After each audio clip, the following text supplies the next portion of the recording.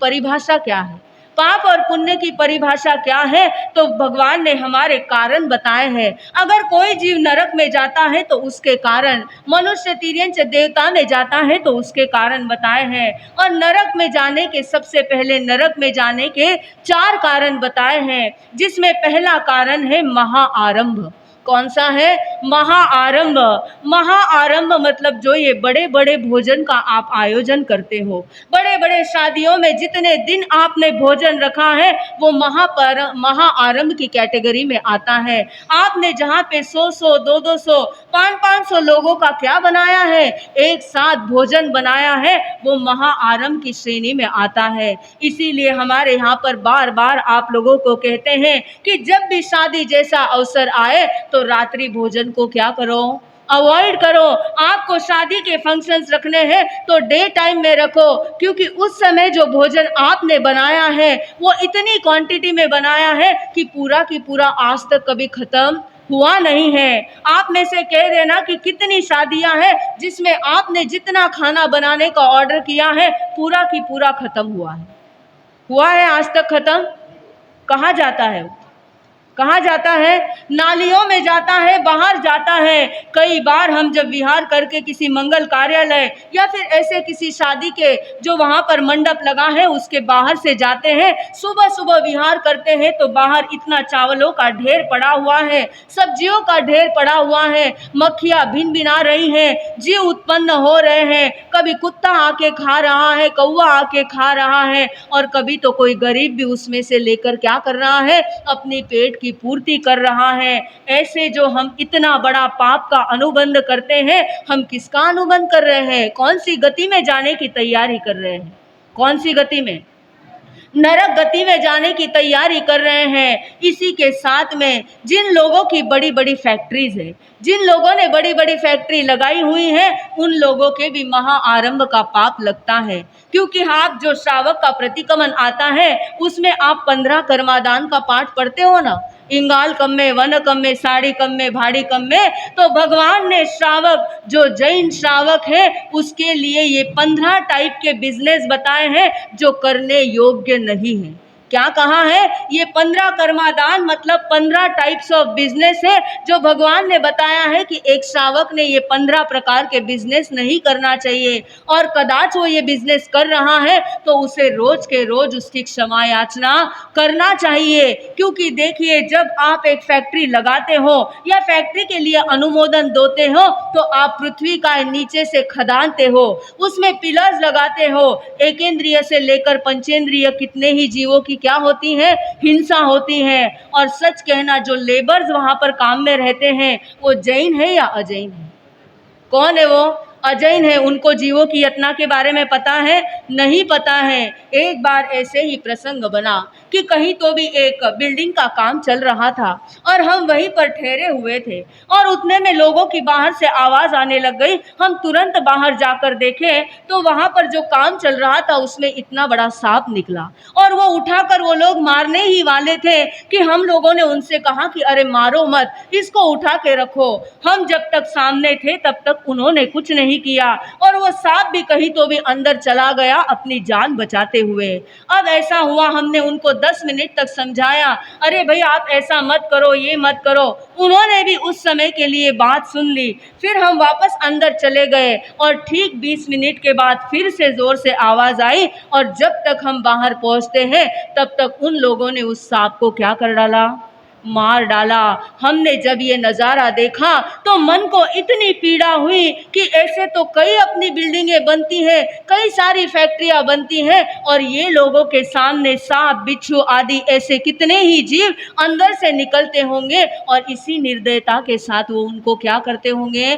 मारते होंगे। तो जब एक फैक्ट्री बनाते हो, चाहे घर भी बनाते हो, तो एकेंद्रिय से लेकर पंचेंद्रिय जीवों की क्या होती है? हत्या होती है। उसके बाद में जब वो फैक्ट्री चलती है, वो फैक्ट्री कितने दिन चलती है? 24 घंटे वो फैक्ट्री चलती है। उसमें जितना भी पाप होता है वो सब आप उसके निमित्त बनते हैं, और आप जितने आयुष्य तक इसको निमित्त बनेंगे उतना पाप आपको भोगना पड़ेगा। और कल हमने आपसे एक बात कही थी, कई लोगों के क्या होता है, फैक्ट्री पर नाम दिया होता है, उस जगह पे आपके नाम से वो रजिस्ट्री की होती है। और कल ही कहा था कि हमने अनंत जन्म तक किए हैं और पिछले जन्म में जिन जिन शरीर को हम संथैरा सल्लेखना किए बिना त्याग के आए हैं, तो आज भी वहाँ पर जो पाप हो रहा है उसका पाप हमको कहाँ लग रहा है, अभी भी इस जन्म में लग रहा है। तो हमने पिछले जन्म में अपने नाम से फैक्ट्री खोली होंगी, अपने नाम से ऐसा कोई पाप कार्य किया होगा और हमने उसको ओसराया नहीं होगा, हमने उसका त्याग नहीं किया होगा, हमने उसकी अटैचमेंट छोड़ी नहीं होगी, तो वो पाप आज भी किसको लग रहा है, किसको लग रहा है, हमको लग रहा है। और उसी पाप के वजह से और पाप के पाप हम करते जा रहे हैं। तो ऐसा है महाआरंभ। दूसरा बताया है महापरिग्रह।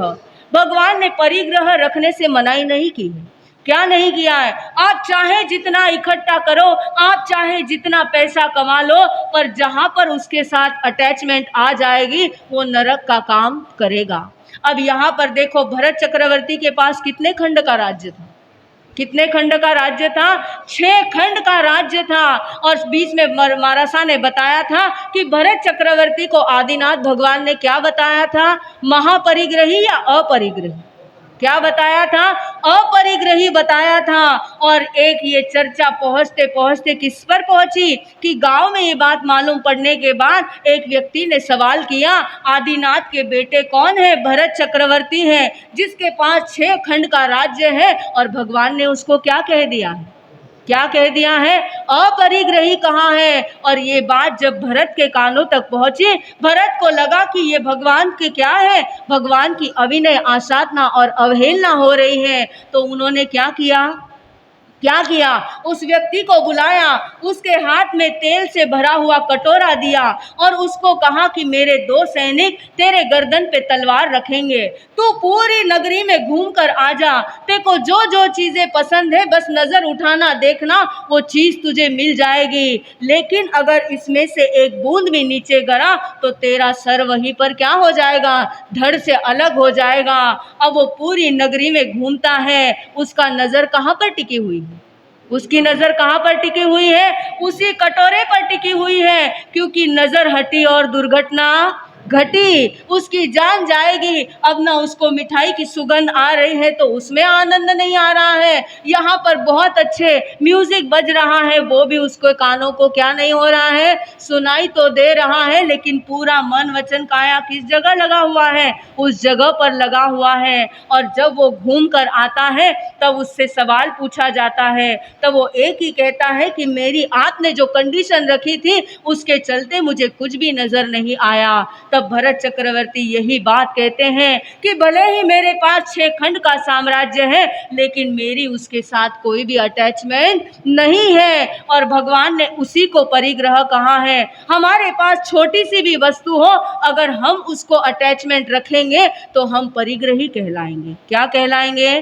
परिग्रही कहलाएंगे। अब हमको तय करना है कि हमको अटैचमेंट रखनी है या नहीं रखनी है, क्योंकि सीधा सिद्धांत है, जहां आसक्ति वहां उत्पत्ति।